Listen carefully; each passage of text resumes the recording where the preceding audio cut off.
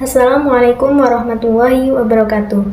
Perkenalkan, saya Yana Septia, mahasiswa Prodi Hukum Ekonomi Syariah, Fakultas Syariah, dengan NIM 222111092. Video ini saya buat untuk memenuhi tugas mata kuliah Bantuan Hukum Ekonomi Syariah yang diampu oleh Bapak Yusuf Wibisono. Kemudian, pada kesempatan ini, saya akan mereview sebuah jurnal yang berkaitan dengan tema bantuan hukum. Judul jurnal yang akan saya review adalah Bantuan Hukum Prodeo dalam Hukum Islam dan Hukum Nasional. Jurnal ini ditulis oleh Muhammad Salda, Sanusi Bintang, Teuku Mutakin Mansur, dan diterbitkan pada tahun 2020. Selanjutnya, mari kita langsung saja ke review jurnalnya. Dimulai dari tujuan penelitian. Tujuan penelitian jurnal ini untuk menganalisis perbedaan antara hak bantuan hukum prodeo dalam hukum Islam dan hukum nasional. Jurnal ini berfokus untuk membandingkan dua sistem hukum yang memiliki tujuan yang sama dalam mewujudkan keadilan tanpa berbeda dalam sumber hukum dan cara pelaksanaannya. Kemudian selanjutnya yaitu hasil penelitian. Hasil penelitian dari jurnal ini menemukan bahwa baik dalam hukum Islam maupun hukum nasional, pemberian bantuan hukum prodeo bertujuan untuk mencapai keadilan. Selanjutnya yaitu berbagai sumber hukum yang digunakan memiliki perbedaan juga. Hukum Islam mengacu pada Al-Quran, hadis, dan ijtihad. Sedangkan hukum nasional merujuk pada Undang-Undang 1945 dan Undang-Undang Nomor 16 Tahun 2011 tentang bantuan hukum. Kemudian terdapat perbedaan dari sumber pendanaan juga. Dalam bantuan hukum Islam berasal dari Baitul Mal, sedangkan dalam hukum nasional pendanaan berasal dari anggaran Mahkamah Agung dan APBA. Kemudian, terdapat juga perbedaan dalam kategori penerimaan bantuan hukum. Hukum Islam lebih intensif tanpa membedakan antara mereka yang mampu dan tidak.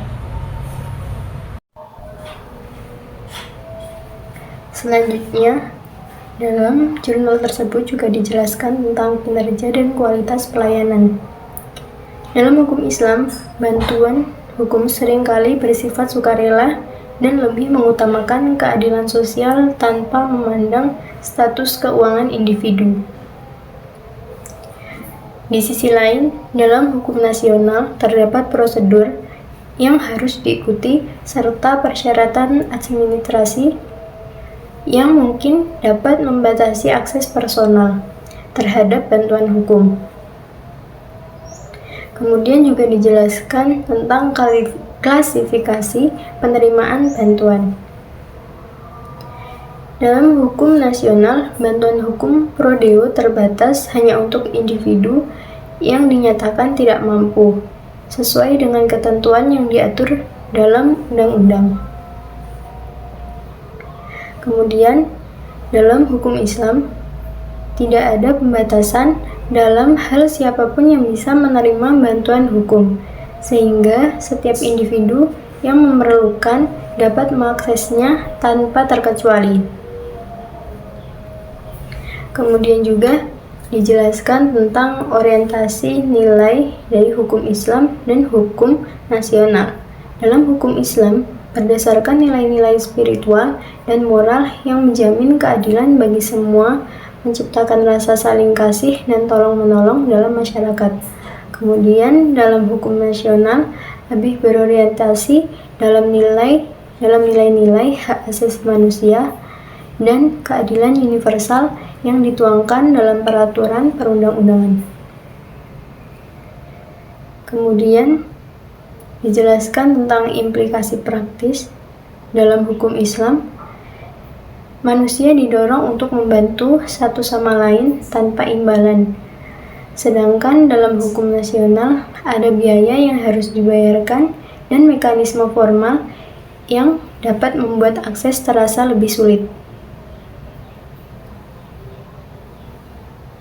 Selanjutnya yaitu kesimpulan. Meskipun terdapat perbedaan dalam sumber hukum dan pendanaan, baik hukum Islam maupun nasional memiliki tujuan yang sama dalam memberikan keadilan. Hukum Islam menekankan pada prinsip dan nilai-nilai teologis, sedangkan hukum nasional berlandaskan pada nilai-nilai universal yang dituangkan dalam peraturan perundang-undangan.